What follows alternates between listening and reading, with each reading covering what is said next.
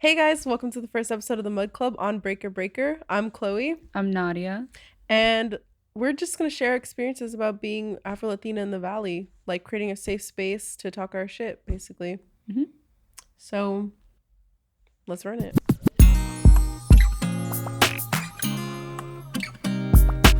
All right, so I believe we are gonna talk about like ourselves and how it Yeah, felt to grow up, and I kind of really want to ask you about what it felt like as a child specifically, as a child. like in elementary school. What was that like for you? Mm, okay, so a little bit about myself. I am 23 years old. I was born and raised here in the Valley. For elementary school, I went to a predominantly white Christian school. Mm-hmm. Me and my brother were the only black kids there, besides another black kid who was adopted by a white family. And I don't know. I was just really like it's emotional. No, It's yeah, it's emotional. sad. It's It's sad. emotional. Okay, so basically like I don't know, I felt like I was trying to be like all the other girls, all the other people, and I feel like I really did not find out who I was until I was like maybe like 18, 19, to be honest. Yeah. Like I spent so much time on my hair and trying to be like all my other friends and like um being, I don't know, just not being myself, Mm-hmm. trying to blend in with other people, and it was just like extremely, I feel like that put a lot of pressure on me, a lot mentally. Mm-hmm. And yeah, I mean, let's let's even get into the hair. Like I remember when I was like in 3rd grade or even earlier than that, my mom, she would like put my hair in like little puff balls, right? That she saw in this book that she bought because she didn't know how to do my hair. The Okay, kitchen book. let me talk about my mom. I feel like to go into the story, I have to talk about my mom. So my mom, she's a white Latina lady. She did not know anything about like curly hair, afro hair at all. So when I was born, dad was basically like, "You're gonna learn how to do her hair. She's not gonna go out looking crazy." Mm-hmm. So he basically forced her to learn about my hair, and so she would open her little book, be like, "Oh, look, this is the hairstyle I'm going to do today on Chloe." And it would be just basically like little puff balls or like little braids, like four section braids or stuff like that, like really like little girl stuff, right? Mm-hmm. And I don't know, I felt like really confident about my hair like when I was at my house, like at home, like I was like, "Oh, I really love my hair, like it's cute."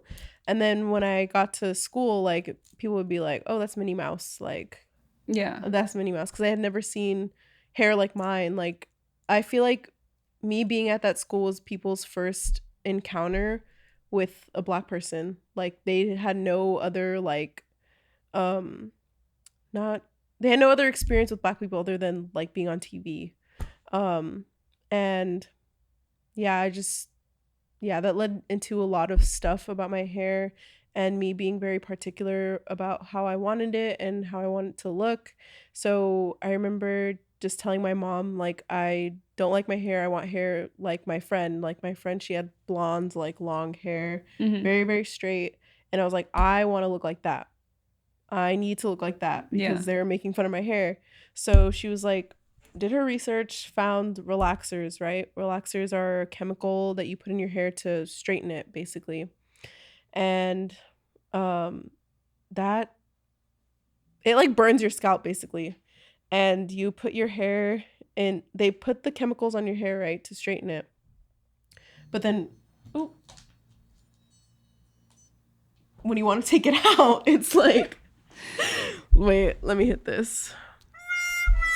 No, yeah. That was Yeah. a little sad. That was a little Yeah, sad. sorry y'all.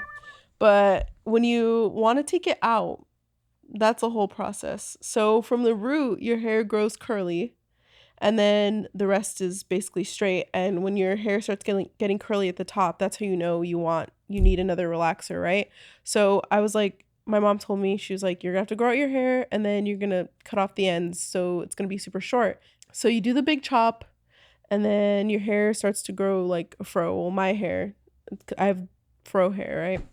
So I remember one of the first times I got a haircut, my brother told me that I look like Michael Jackson on the cover of Thriller. That's fucked up, bro. Yeah, that was fucked up. And I feel like that was... You told me, though, whenever you went to school for the first time with your fro, like, people were like, damn, Chloe, I didn't even know you were black. Yeah, that sent me into like an existential crisis. Well, because I always knew I was black, but it's like when you get the perception of other people, it's like you get like it gets real. Like, yeah, shit gets real. Yeah, like your perception of what you look like. You always want to say that, oh, I don't give a fuck about what anybody else thinks, but when you're that young, you're like super impressionable, and that I feel like that really had an effect on me. Yeah. Yeah. So when comments like that, comments from my brother being like, oh, you look like Michael Jackson, or oh, like just like little tiny comments about my hair, like I was just like, fuck, like I hate it. So, yeah.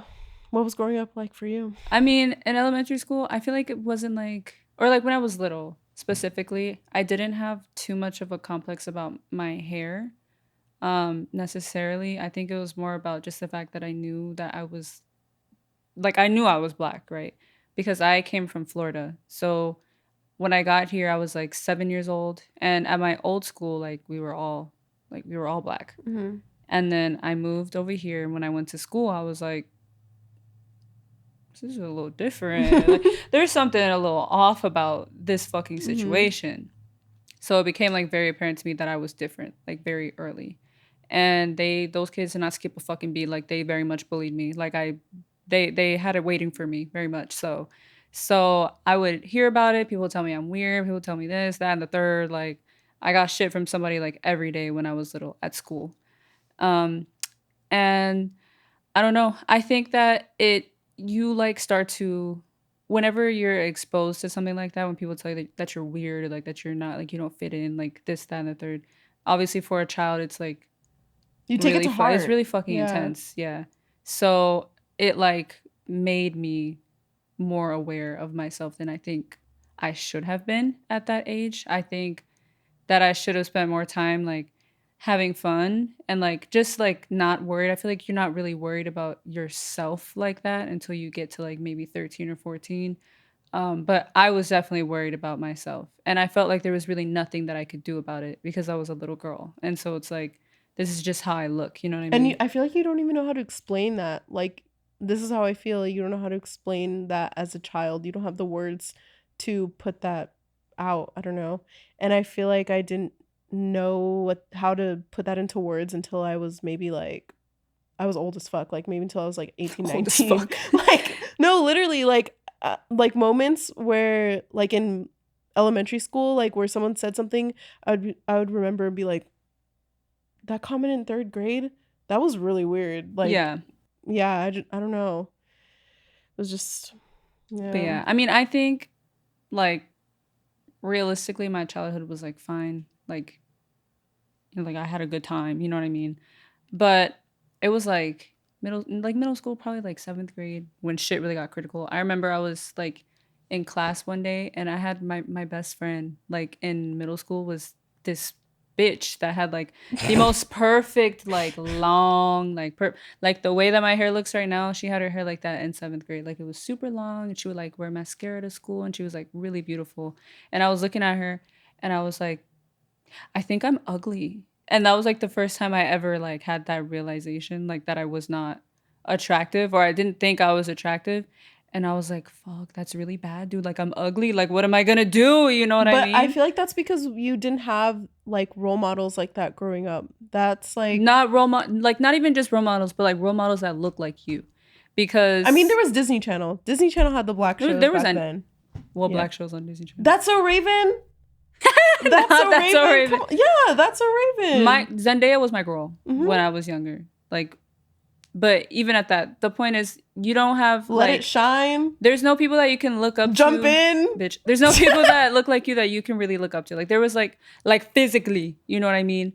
Like, my friends like had sisters and their cousins and shit, whatever. I didn't have any family over here except for my mom. And like, your mom eats. She does eat. I'm not gonna hold her. But no, so I think that it just like, okay, so like in middle school, I used to wear, like, I wore and I'm getting into a conversation about hair since you brought it up. Mm-hmm. I used to wear box braids. Like I specifically only wore box braids because I didn't have time to like do anything else. I didn't care to do anything else. I didn't have fucking time for it. I just wanted my hair done and just go to school, right?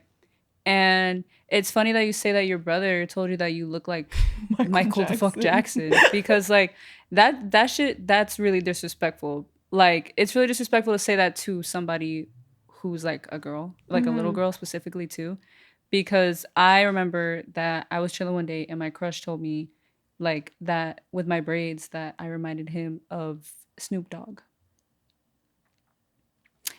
And it's no, for real. It's like, and no, but the tea is that later on, like when we were like in 11th grade, he did tell me because he was my crush. But then like later on, he was like, "Oh, I had a crush on you too in 8th grade," and I was like, "Oh, so you were saying all you were saying all that shit for no fucking reason." Like, so anyway, what was I saying? I was saying that you said that nigga. I did, but what I'm trying to say is when like you get that imagery of like, oh, I look like fucking Snoop Dogg, or I look like Michael Jackson, then you start to feel like, yes, like I don't know how to explain that feeling. No, but it's like it's crazy how these comments stick with you. Like, dude, that happened when I was like 13. That shit happened when I was like 13, and I still remember it. Like, yeah, but it makes you feel like I don't know, like you don't look girly or like you're like manly or like you know what I mean. Like you feel like a big giant fucking gorilla linebacker football player, you know what I'm saying? Like that shit's like it's damaging. So then when I got to high school, I think that I made it a point that when I walk in a room, you be like, that's a girl. You know what I mean? Like she doesn't look like Snoop Dogg at all. She looks like a girl. And I started to like make like hyper feminine. I think so, or at least I wanted to be. And so that was like straightening my hair or like wearing fake hair, or I started doing like I never used to wear makeup because I didn't give a fuck. But after that, I was kind of like once I turned like 16, maybe I was like, no, like I need to be girly because also like that's when you start like wanting to talk to boys and stuff like that. I mean, I think like in middle school you have a crush or something, but in high school like it gets fucking critical. It gets fucking about it, yeah. So I was like, no, like this can't be. Like I need to. Like, you know what I mean? I need to step my pussy up because there's no way that people are going to be telling me that I look like Snoop Dogg. Like, not anymore. So I was doing like falsies, like lashes, like mascara. I was doing my makeup like every fucking day. I was waking up early to look good. You know what I mean? Type shit. And it was like, I don't know. I don't feel like I should have had to do all that to just feel like a girl. Like being feminine felt like a thing that I needed to like conquer and not like a thing that I just was. Which is like, but do you feel like it was because you're black, or? I do think so. I mean, that and coupled with the fact that I'm like 5'10", right? Like I'm like taller than all the guys too. So like they had it for me. I'm not gonna act like I didn't eat them up each and every time, but that shit did hurt. Like if somebody would say something to me, you know what I mean? But yeah, I don't know. I just feel like it was like a really ugly time. Like it was just really like some self-hatred going on, like specifically. Do you feel like that?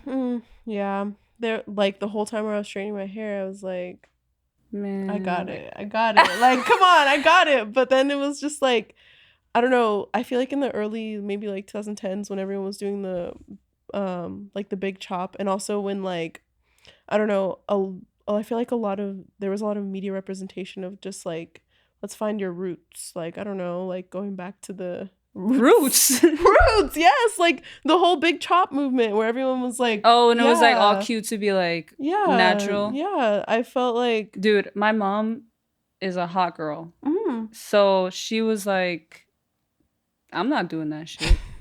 The fuck? No, when I wanted to do the big chop, it was because I wanted to do like different hairstyles, like. But then I figured out that my hair was short as fuck, and I didn't know how to take care of it, so it stayed short as fuck. Right. So no, that was my biggest thing, is that I would have loved to just like have my natural hair, but what's your hair type? Probably like 4A. 4A. Like curly, but not cute. Curly. Like super tight curly? Yeah. But like it'll fall down. It's not like it doesn't fro up. No, mine stays furrowed up, like. And it's hard to take care of, like, and that's why I stay braided. Like, come on. But Yeah. What I'm trying to say is I felt like there was hairstyles that I wanted to do that I couldn't do with my natural hair. Not even because I wanted to fucking do them, because I wanted to like, I don't know, like assimilate is I guess the right word, you know? Yeah. Like bitches were over here with their you know like their Natural. langas, and I was like the 25-inch bust down, like, and I was like I need to keep up. So I had to like do fake hair or like do shit like that because I don't want to go and damage my hair, or like it wouldn't look right if I did it on my own hair. So I had to like look. But I feel like I shouldn't have had to do that shit. Mhm. Like, you know what I mean?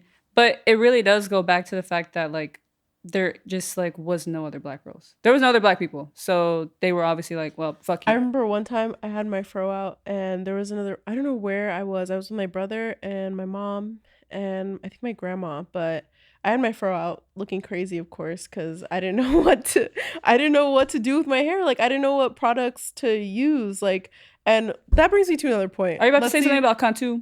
No, yeah, don't do Kantu. I use Don't do Kantu. I use Cantu. Kantu. Bitch, I use I'm doing Kantu. Cantu because that shit is not good for you, friend. Jesse's daughter, or what is it? Carol's Carol's daughter. not Carol's Jesse. daughter. Who's Jesse? Miss Jessie's, the hair Okay. brand, Miss Jessie's. But I remember, I'll never forget this day because that's when I started braiding my hair up. When? So I would go out like with my hair just looking any type of way, like dry, like because I didn't know what products to use, and there was no products available here. Like my aunts would send me stuff from Houston because the like little black corner of the Sally's, one little the thin one ass little shelf, thin ass like shelf. yeah. So this other black girl came up to me and she was like, "Girl, your hair, like let me tell you how to do it," and I was like. Oh, I wanted to curl up into a ball. Like it was literally the most embarrassing experience ever. And with my like white mom right here, she was like, "Of course, let me go help this girl out because she doesn't know what to do with her hair." That's when I was like, "Mom, you need to help me. Like you need to buy me all this stuff because like I'm going out looking crazy and I'm old enough to do my hair. Like there's no excuse." Mm-hmm. So like the amount of research, the amount of oil, the amount of time, the amount of time. I remember one time my dad told me to put baby oil in my hair because it was so dry. Bro, he was like, sabotaging. No, literally. I mean, I guess that's what they used to do back in the day, like like all that hair grease. My dad is what 70. That's what they did back in the day, but it took me so long to figure out like a healthy routine for my hair. Like, did you have the headband phase? The headband phase. I did. Yeah. That was a rough time for me. Mm-hmm. Yeah, I feel like I really didn't figure out what to do with my hair. Dude, and I feel like we're talking about this because like the whole point is that neither of us had an identity in high school. Yeah. But like the centerpiece, the top, like the really like the fucking icing on the cake was that like you never knew what the fuck to do with your hair. Yeah, because there were none of us to like I could buy the like, Vera Bradley, and I could buy the fucking Kendra Scott, and I can like, you know, like wear skirts and dresses and fucking shave my legs and shit. But like, how the fuck am I gonna make my hair look straight? Like I can't. And it was like the biggest problem. Like that was my biggest insecurity all the time. Like, dude. And I remember I started doing sew-ins because I thought that would be easier, but. Where's the sound? I thought that was like a cute No, you gotta do the fail one. You gotta do the fail one. Our hair, shout out to our hair fails because I mean, if you knew me in high school, y'all knew. I thought it would be easier. And okay, this is another thing that I remember and I'll never fucking forget it. I like had a sew-in, and like, you know how you sew in your hair and then like it grows, leave out. Right. So this one day I was sitting in class, literally minding the fuck out of my business. Like, and the dude that was sitting in front of me, he like, for no reason at all, like I swear to God, we're both just like looking at the board, and he like swivels his head around. He looks at me and he's like, he did. And he was like, so why is the front of your hair nappy and the back is straight? Nappy? Nappy? That's the exact terminology that he used, the exact verbiage. And then he was like, he just like looked at me for a second, and I was gagged, so I didn't know what to say. I was like, and then he was like, and he just turned back around, and that was it. Like he just said that hater ass shit for no reason, and then I never did another sew-in. Damn. I went straight from that to wigs. I was like, I'll never let another bitch get the fucking chance. And how old are you when this happened? 16. Damn. I was 16 years old. Yeah. And I liked him too. I had a fat crush on him. I can't believe he fucking said that to me. That was so ugly. But anyway, yeah, it was tough. It was rough out there, bro. And I feel like it got even worse for me when I started like coming of age, like wanting to look like more adult and everything. Because when I had my fro out, like I remember I was maybe like I was in like sophomore year of college, and my friend was like, "Oh my god, you look just like you did in high school." And I was like, "Don't fucking tell me I Never look like say a that shit, kid. bro. Yeah. Like, don't tell me I look like a kid." So with my hair, when I have my fro out, I struggle because one, I feel like it makes me look like 15, 16. I'm like, I'm 23. I want to look like a grown adult. Like, I don't know. And I feel like also when I have my fro out, I feel like I have to look like 10 times more girly. Yeah. Just because I don't know if it's, do you think it's like media being representing like black women as like tough and hard all the time? Oh, like the strong black Yeah. woman I thing. feel like that's where it comes from, like not feeling like girly enough when you have your natural hair out. Honestly, I don't think I really ran into like the strong black woman like whole dilemma until I became an adult. I think in high school, because most of the things that we were like worried about in high school were like very superficial, like your hair, like what the fuck you're wearing, or like whatever. Mhm. I feel like that was more just like media not representing black women as like I media blame it on no, Tyler Perry. it's definitely his fucking fault, but like media not them representing white people or white women as like the standard. And so then when you're not the standard, it's like you feel like you're always trying to play catch up.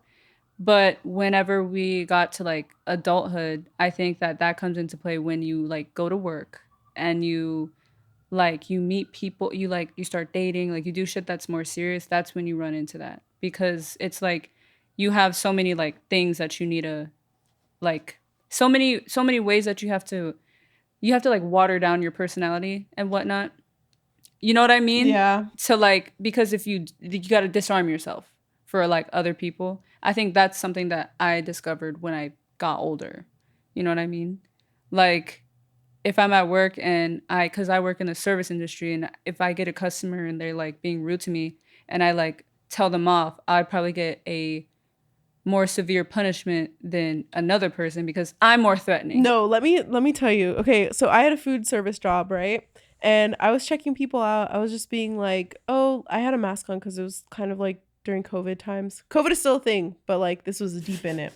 But so I had my mask on and I had to talk a little bit higher because I had my mask on. So I'd be like, "Oh, like what else do you guys need, or like do you guys need anything else?" Like talking in a completely monotone voice, right?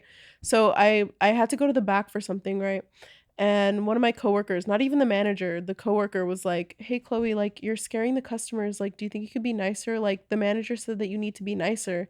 And I'm like, Scaring. literally, that's like a microaggression, like be like, "Oh, you're scaring customers, Chloe." Like it's the fact that the manager couldn't even like tell me to my face. Like, and this manager, she would always ask Dude, me, she would always that ask me. happens to me too. Like not the specific example that you gave, but like people of authority sending messages through other people to tell me Yeah. shit. Like I'm gonna swing on them or something if they tell me. Yes, dude. And then that specific manager would always be like, "Oh, hey, Chloe, are you okay? Hey, Chloe, are you okay? Like, are you mad? Like, what are you, Like what when are I you tell you doing?" to I'm like, smile. "No, don't even get me started on that, dude. I have another story, but this manager, she would always be like, "Oh, like, are you okay, Chloe?" And me just like minding my business, doing my job, like what? Like, it's a job. What do you want me to be like?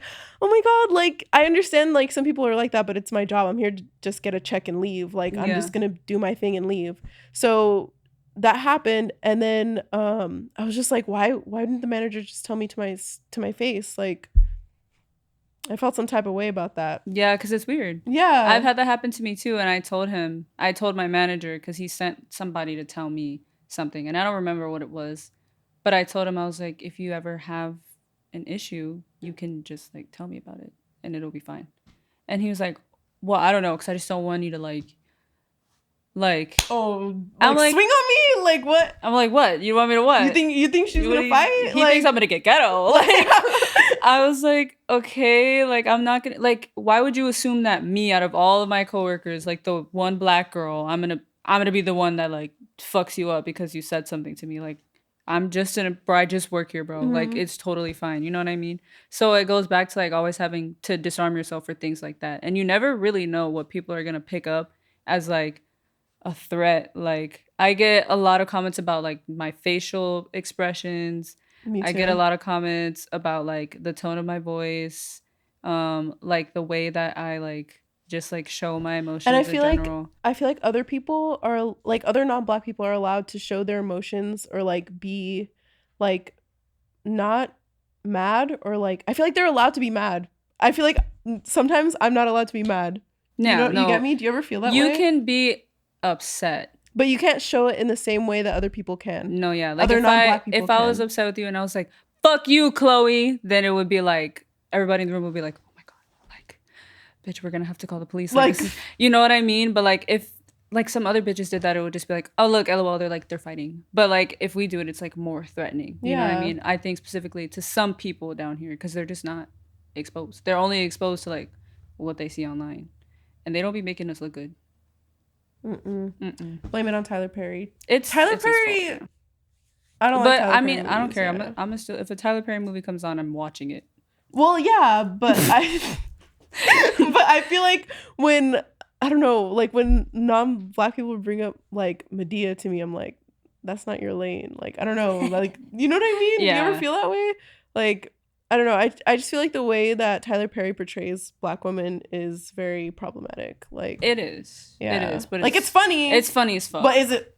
But it's like well, at what cost? I feel like I can laugh, but like if somebody that's not black is like, LMAO, What are you Medea's so laughing funny. at? No, I've like heard people like do actual like Medea like Impersonations. yeah, and I'm like, not too much. not too much. Too much. That's like, and they think that shit's hilarious, and I'm like, you can laugh at it, but like not there's too just something fucking much. sinister about it to me. There is I don't something know. sinister in a sense. Yeah, like it's funny to me because I get it. But why is it funny to you? Like, okay, I think it's funny because it's like, oh, like it reminds you of like your family or something like that. Yeah. But I feel like like in if an exaggerated way. Yeah, like in an exaggerated way. But I feel like if a non-black person laughs at a Medea movie, it's like, oh, haha, because black people are like, ooh, ooh. Like, you know what I mean? You know what I mean, right? Did you say because black people are like, ooh, ooh, ah? No, yes, you did. But that was horrible, Chloe.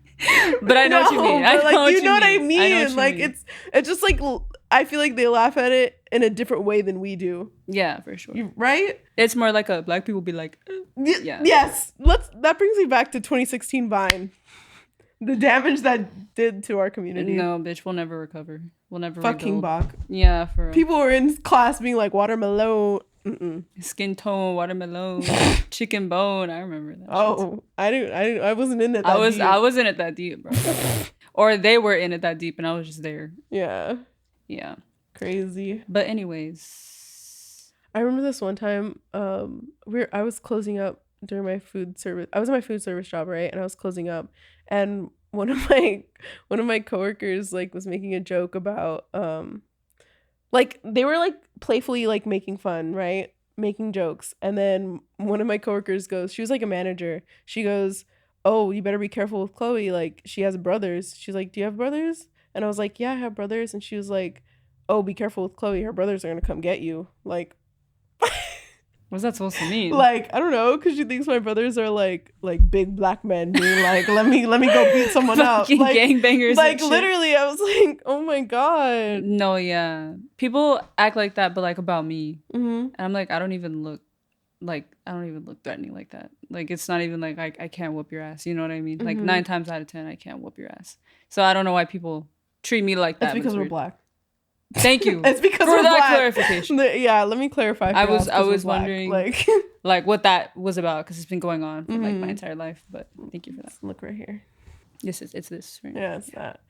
But yeah, it's tough out here. Yeah, it's tough out here. We're learning. Well, let's talk about 2020. Why? 2020, when everyone was like, I don't want to talk about it. I'll never understand, but I understand. Damn right, I support it. Yeah. Dude, it was sweet. It was nice. You thought it was sweet? I thought it was kind of nice. Really? I mean, yeah. I would rather people acknowledge the problem than be like, The infographics. you're on your own. Like, well, I mean, yeah, like I feel like it's fine with me because it came from a good place. A good place. And even if it didn't come from a good place, it was still like everyone else is doing it. Let me post this infographic. Right, but it's like it's solid because okay, the information's getting out there. Good. Great. Somehow. It's like that was only for like 2 months, and then it was just like black you remember people the chainsaw yeah, guy? we fell off. What? You remember the chainsaw guy? I do remember the chainsaw guy. Yeah. That's crazy. It is crazy. I was like, down here, really? For it's real. like the 1800s. I don't know. It's like it is. Someone's about to get lynched. Like, girl.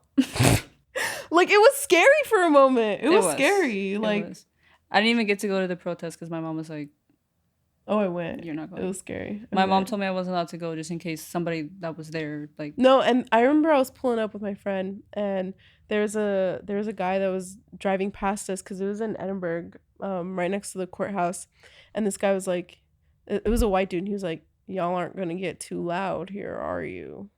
Very much like that, and we were like, "No, sir." And I was like, okay, we got to keep out for that car just in case anything happens. Like, yeah. Just being like hyper aware of your surroundings. I feel like that's something that I've had since I was a kid. I feel like not since I was a kid. That's probably something that like I developed with becoming independent, like as an adult. Because like when you're a kid, like your mom's always there. You know, like I don't have to. I've never felt like I had to worry about myself. My mom. Like if I'm like out in public, right? when I was a kid, I didn't feel like I needed to be like aware of my surroundings really. It's something I learned to do because my mom like engraved that in me. But now I'm always like I have like real wandering eyes like all the time. Everywhere I go. Like I'm always very scared. Yeah. Yeah. But I feel like that's everybody. Yeah. Or like at least women, hopefully. Yeah. Yeah. I don't know. I remember when I was in high school, my friends would be like they thought it was a cute thing. They thought it was cute. Like, let's go to Sephora and like steal samples.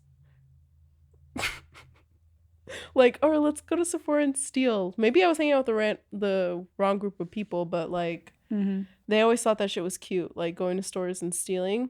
And I would be like, y'all can't do that shit around me because like if we ever get caught, I'm the one that's gonna get in trouble. They're throwing me under the fucking bus. Yeah. That's bad. But anyways. But yeah, I mean, adulthood here in the valley, it's going. Yeah, it's going. I mean, I'm glad that I grew up here and not in like a predominantly white I knew you were gonna fucking say that. Like, think of it. Like, I feel like racism from white people, that's sinister. No, it's sinister. I think racism from anybody is sinister. Yes, but I feel like it's just there's just something worse about it. I feel like here it was just like, yes, and I feel like here it was just like, I feel like here it was just genuine racism. No, like genuine like confusion, ignorance. Yeah. I don't know, so I'm being rude about it type shit, and not just like fuck you because you're a Negro. You know what I mean? Yeah. But yeah. Which type of racism would you? Bitch, we're done here. Thank you so much for tuning in to the first episode of the Mud Club. I'm Chloe. I'm Nadia. This is the Mud Club. That nigga a munch.